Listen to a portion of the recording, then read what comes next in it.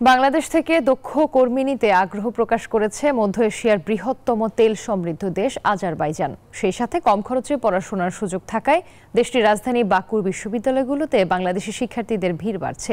ইতিমধ্যে ঢাকায় দূতাবাস খোলার বিষয়েও কাজ করছে দেশটি।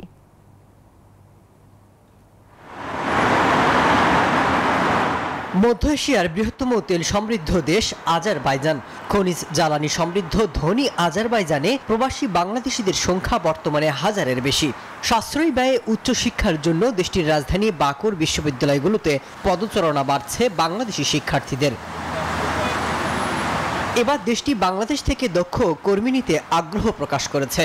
জ্বালানি বাণিজ্যের পাশাপাশি আজারবাইজানের উল্লেখযোগ্য খাত জাহাজ নির্মাণ শিল্প, যেখানে দক্ষতা দেখিয়ে চলছেন প্রায় 500 বাংলাদেশি কর্মী। গেল 14 নভেম্বর প্রধান উপদেষ্টা ডক্টর মোহাম্মদ ইউনুস এবং দেশটির প্রেসিডেন্ট আলিয়েভের বৈঠকের পর নতুন সম্ভাবনা উকি দিচ্ছে বাংলাদেশি কর্মসংস্থান ইস্যুতে।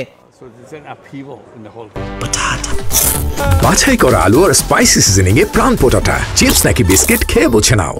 এছাড়া দ্বিপক্ষীয় সম্পর্ক নতুন উচ্চতায় নিতে 2025-এর প্রথম দিকে আজারবাইজান সরকারের উচ্চ পর্যায়ের প্রতিনিধি দলকে বাংলাদেশ সফরে পাঠাবেন বলে জানান দেশটির প্রেসিডেন্ট ইলহাম। সেই সাথে বাংলাদেশে বিনিয়োগ, ব্যবসা বাণিজ্য এবং আন্তর্জাতিক সহায়তার সম্ভাবনা থাকায় ঢাকায় দূতাবাস খোলার বিষয়টিও পর্যালোচনা করছে বাকু।